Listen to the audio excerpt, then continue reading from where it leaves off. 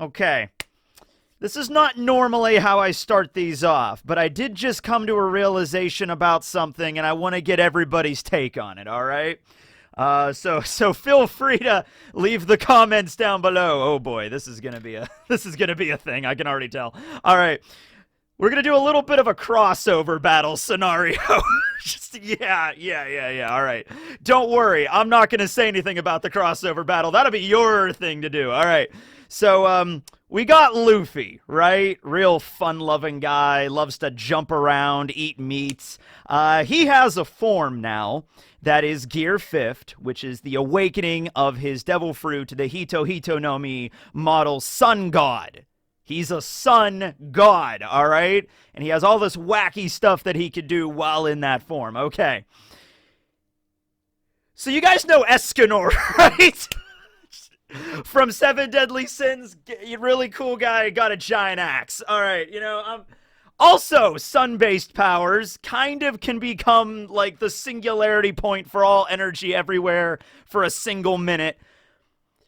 I'm just going to leave this here. And let you guys take it away. All right, because I haven't even really read all of Seven Deadly Sins, so yeah. Okay, so this will be a discussion on the Mother Flame.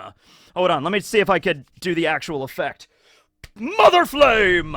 Oh my god, look! I have the power of a thermonuclear reactor in my hands! I'm amazing! It's so amazing that the flame stays exactly there when I move my hand away. Wow, that's incredible. That's some top-tier editing right there. Okay. So we see it. We see this giant reinforced tank in the power plant section of the lab. It's on the lower level. Saturn goes in there to try to locate all the different life forces, like life signals of the Den Mushi. He starts just smashing the console. He's clearly not trying to destroy the Mother Flame because that was an option that was already off the table. Like, they brought it up. Like, when Mars was duped by the Den Mushi in the Punk Records hangar, he was like, okay, do I just blow up everything then? And they're like, no, you really shouldn't do that because we need the Mother Flame to power the giant laser gun, and we've had really good success with it, with Lelucia and everything. So, yeah, don't do that. Instead, I guess we're just going to have to locate every single life signal and go around. So when Saturn burst into that room, immediately there was a super bright light that he was like, so we can assume that even though it's a tiny little fireball in that tank, and there's just like a little porthole that you can kind of look in and see this tank of water or some kind of fluid with this fireball floating it inside, you could assume it's very, very bright, which if it is like the One Piece equivalent to nuclear fusion, and it's like harnessing the power of the sun itself, we're gonna get back to that in a moment, it would make sense that the thing is like super bright, just like bright beyond like normal fire, okay? So on the tank itself, we see S-108, and we see A&M U. Capital A, ampersand, capital M, lowercase u, all right? Now, just to clarify that really quick, because in the chapter I didn't know immediately, I didn't make the connection there that a lot of people did. I thought it was a reference to, like, the periodic table of elements, like maybe the capital A and then MU was maybe an element. I found a fictional element called Muranite that was in Star Trek, but other than that, our periodic table that we have right now does not just have an element that starts with the capital A. So in typical Oda fashion, I assumed it was a pun. A lot of people clarified that if you read it as, instead of and, if you read it as to, which is Japanese for and, you get atomu, atomu. Atom. But yeah, so is that all it is though? Is it just a pun for the sake of a pun, or is that actually going to come back to mean something later? I hesitate because like moo is written on there, and like emu, I'm like, I don't know.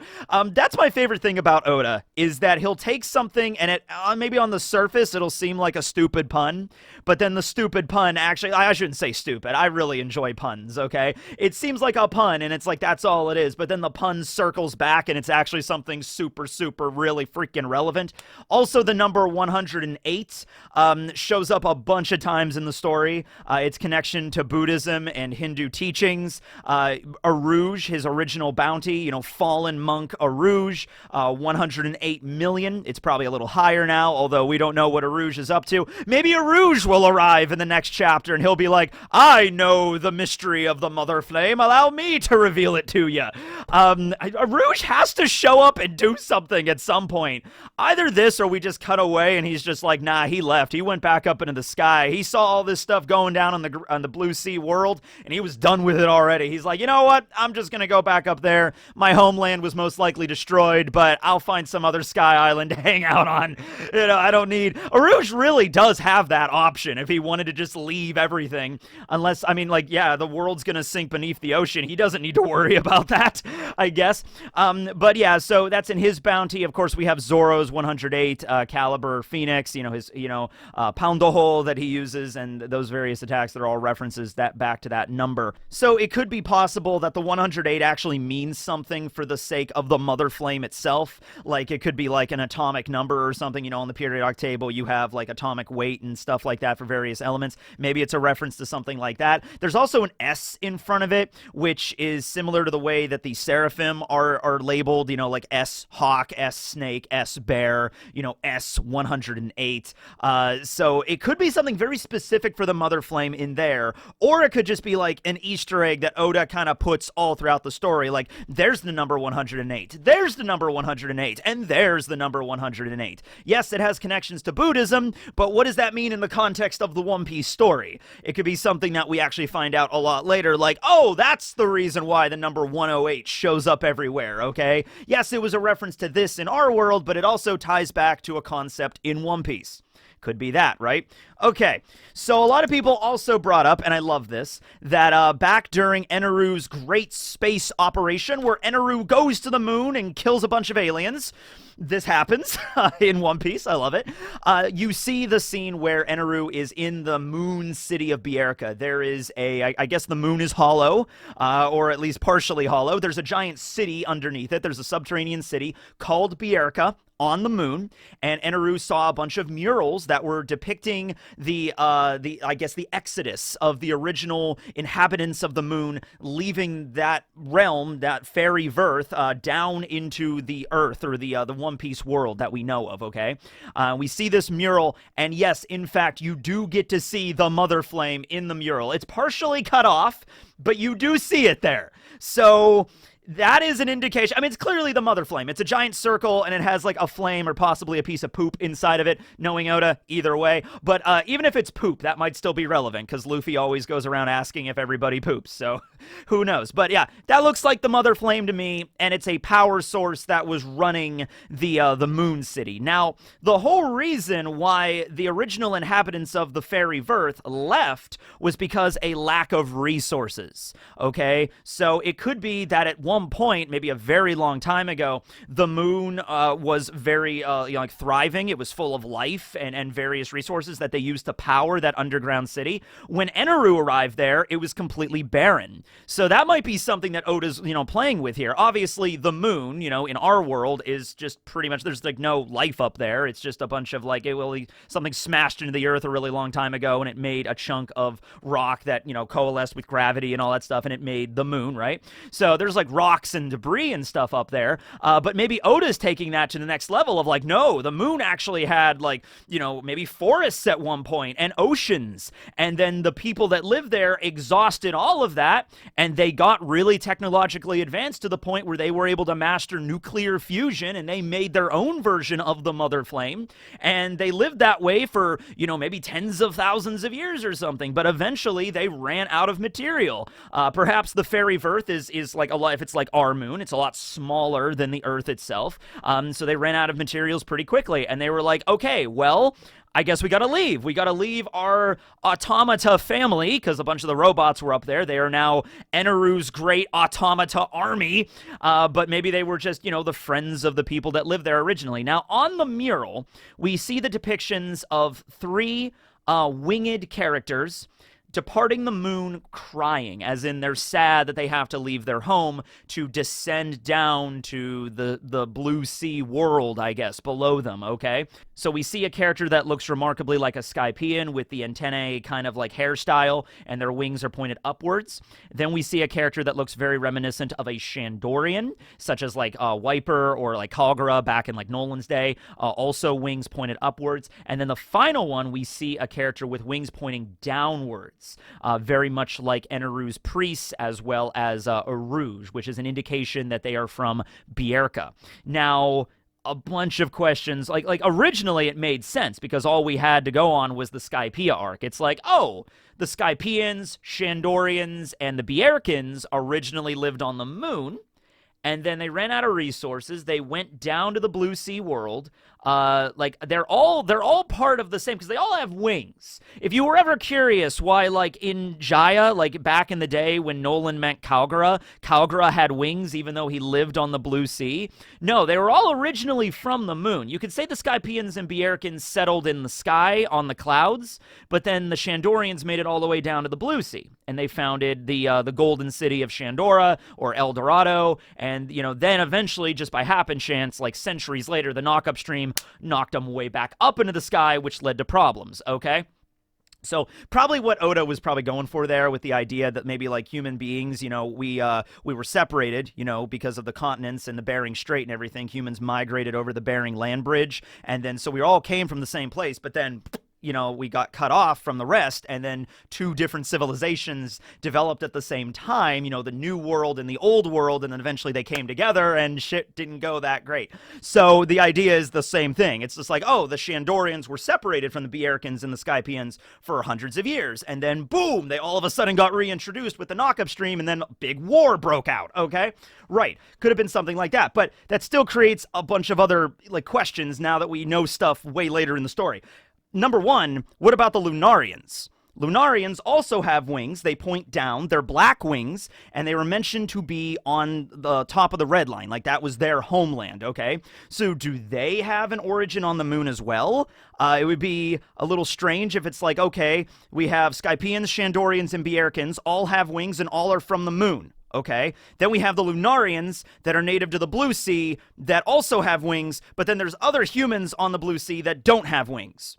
And also, I don't know if you guys noticed this. This is a little bit of a thing I particularly noticed. They're called the Lunarians. Lunar. They're probably from the moon, too. Maybe they just weren't included in that mural. Maybe the Lunarians left long before the Skypians, Bierkans, and Shandorians had to make that exodus, okay? And so the Lunarians might have left like thousands and thousands of years ago, and they settled on top of the Red Line, and that was their Holy Land, which now becomes Holy Land Marijua, right? Okay, so you got that. Now, Mother Flame. Okay, so we know that the Ancient Kingdom was technologically advanced. Okay, we know that they had the Iron Giant, and Vegapunk has confirmed as much. We know that much about that place.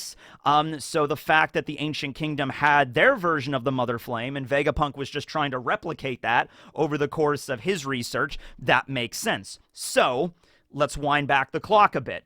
Vegapunk right now on Egghead has the Mother Flame. The Ancient Kingdom also had the Mother Flame. In fact, their Mother Flame might have been way more efficient than Vegapunk's. Okay? Maybe their flame was like super huge, like a bonfire or something, right? Okay, well, we also know that there was the Mother Flame sigil on the moon. So the moon probably also had it. So now I'm starting to think, did a people, it could have been a subset of the Shandorians or Bierkans, left the moon. Some of them settled in the sky. Some of them settled at Jaya. Maybe another subset broke off and founded the Ancient Kingdom.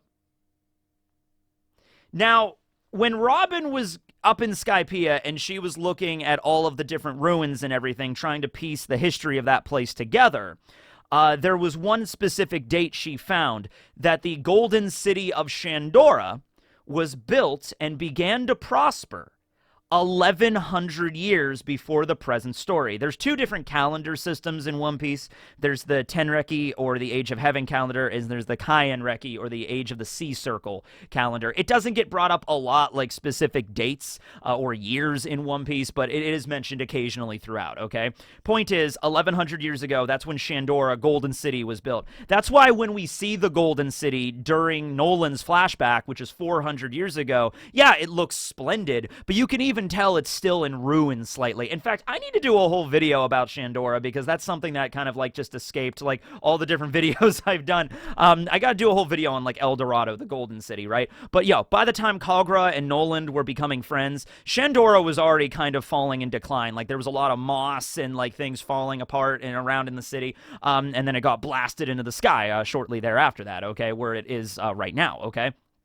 So, 1,100 years ago, we could assume is around the time, maybe slightly before, but around 1,100 years ago is when that exodus from the moon occurred, okay? That is a good 300 years before the world government has declared that they rule everything and the 20 families come together and they unify and the Void Century ends. The Void Century begins 900 years ago. It ends 800 years ago. So that's a whole good 200 years until the Void Century even begins, okay? Which, let's see here. Let's piece this together. Let's say people living on the moon with wings, Lunarians are up there originally. Maybe they were the rulers or something, and then maybe there was a revolt or something, and they got kicked out, and they descended to the Red Line on the Earth, and maybe they declared it like, oh, okay, well, we're not on the moon anymore. This is our world, and we control this. Okay, that might have happened thousands of years ago, okay?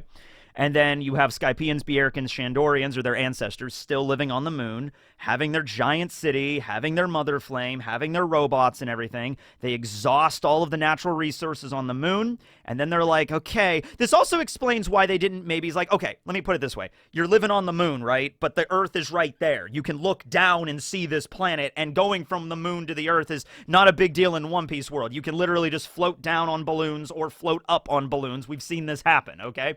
So my point is, if you're living on this giant technologically advanced city, that's cool. But then, oh, hey, look, there's a planet down there. Why wouldn't we go to the planet anyway? Why wouldn't we have the best of both worlds? Well, maybe the Lunarians kind of declared that as like, no, this is ours.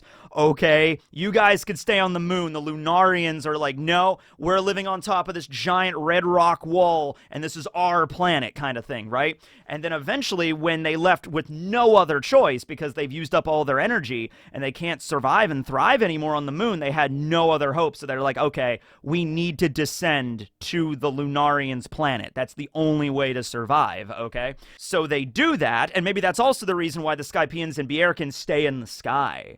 They don't go all the way down because they're like, if we go all the way down to the surface, maybe that'll piss off the Lunarians or something. Let's stay up here, okay?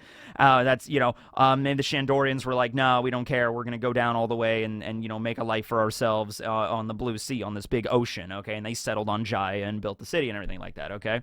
And we don't know where the Ancient Kingdom was placed. We don't know exactly where that place was. We assume it was in the Grand Line, but it might not have been. It could be what Laugh Tale is, or it could be a Laugh Tale adjacent, who knows? But a subset go off and they start to do the same stuff. They have the access to the technology on the moon. They're like, all right, let's start building up a new city. Let's get a new mother flame going. Or maybe they brought their mother flame from the moon down here, and then they like set up the Ancient Kingdom, and they were doing pretty good for the first couple of centuries. You know, if it was 1,100 years ago, maybe like 200 years, they're fine.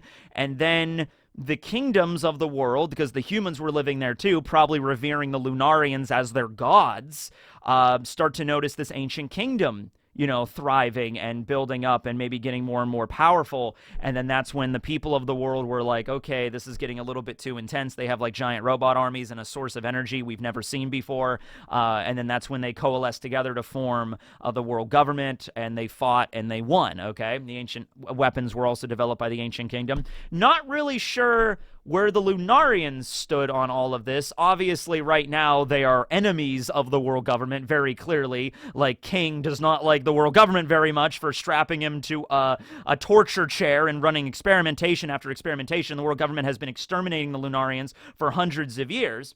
But I'm just trying to piece together the timeline of all this. Like, you know, were the Lunarians on the planet before the Ancient Kingdom? I'm assuming they probably were. In that case, what was the relationship between the Lunarians and the Ancient Kingdom? What were the relationship between the Lunarians and all the other normal humans and the kingdoms that were living in the One Piece world? Did they revere them as gods? Or was it a thing where the 20 kingdoms, when they got together, they're like, we're going to take out the Lunarians and we're going to take out the Ancient Kingdom? And then we have Joy Boy, who in the last chapter, Vegapunk confirmed he was born in the Ancient Kingdom, okay? So Joy Boy was most definitely loyal to the Ancient Kingdom. Were the Ancient Kingdom and the Lunarians, like, were they, like, working together to form, like, their technologically advanced society? Did they approach the Lunarians and be like, hey, we need, because they have access to fire powers, too. Maybe that's an ingredient for the Mother Flame. Ooh, I just realized that, too. Maybe you need the Lunarians to create the Mother Flame, and they created it on the moon, and then they gave that power to the Ancient Kingdom so they could have it, and then Vegapunk has done research on King, on Albert, and, you know, knows about, you know, he obviously the Seraphim and everything with Lunarian DNA, so maybe it was that research into the Lunarians that Vegapunk was even able to create the Mother Flame. And once again, Vegapunk's Mother Flame is like this. The real one, we might see the flashback of the Void Century, and the real Mother Flame would have been like a giant bonfire, like huge. Not just like a little fireball, right? It was like, whoa, okay, that's way bigger than Vegapunk's. It's like, okay, right, yeah, so I'm just trying to figure out where all the factions fit in. Joy Boy, Ancient Kingdom, Lunarians, Shandorians, Bjerkins, Skypians, the Moon, you know, that the descent into the world, you know, which order of operations all these things occurred in. Oh, man, it's great because Oda, like I said, has been dropping, like, breadcrumb clues throughout the entire story. And it's the moment where you got, like, a 10,000-piece puzzle, and at the beginning, none of this makes any sense. You're just trying to do it the best you can. But there's a certain point when you're building a puzzle where it's like, oh, you see the path to the finish line. And, like, it all clicks together, right? And we're getting ever so closer to that. Many people have said, like, oh, is Vegapunk just going to reveal everything about the Void Century? Well, I guess Robin's dream is out the window. No, Vegapunk even confirms, I don't know everything about the Void Century. He has ideas to fill the gaps, but he's not going to bring up those ideas because he's just trying to give it the straight facts, okay, to the world. He's not trying to, you know, create headcanon or anything like I do, right? Okay. So yes, we're going to find out a little bit about the Void Century here, but the true history can only be found when you discover all 9 Rio Poneglyphs, and that is Robin's dream, and Robin will be the one to find the Rio Poneglyphs, and then if there is a Void Century flashback, it is going to be recited or narrated by Robin probably. That will be the realization of her dreams. But we're finding out a little bit about it now, and that's going to lead probably to more questions that will then be answered. I would rather have that than I would know nothing about the Void Century, and we've already found out stuff about the Void Century piecemeal up until now. We're just probably going to get a little bit more than usual with Vegapunk and his message to the world and everything. But I would rather find out about it that way than just like know nothing about it and then all of a sudden we learn everything at once. You know, like in order for this to really be impactful in a true way, it has to reference things that we already know about, if that makes any sense. I hope it does. But anyway, that's the video on the Mother Flame. Actually, I just realized the Mother Flame, the chapter was officially released on Sunday, which was Mother's Day. I wonder if Oda planned that. I know probably Mother's Day, if they're, I don't even know if they have. They probably do have Mother's Day in Japan. Probably not the exact same day as here in the U.S., but yeah, I don't know. It was just an interesting little parallel there. If you did not get your mother anything for Mother's Day, it's okay, because if you read One Piece, you know the present that she wants is a thermonuclear fusion reactor. Just get your mom that. Just get your mom that. That'll be fine, right? Okay, well, hope to learn more about this in the coming chapters and more about the Void Century as Vegapunk's message continues. Thanks for watching, everybody. This will be Teching, signing out. Later, everybody. Also, Luffy versus Escanor. Who's gonna win? I don't know. I'm not qualified to answer that question. All right, later, everybody. End screen time.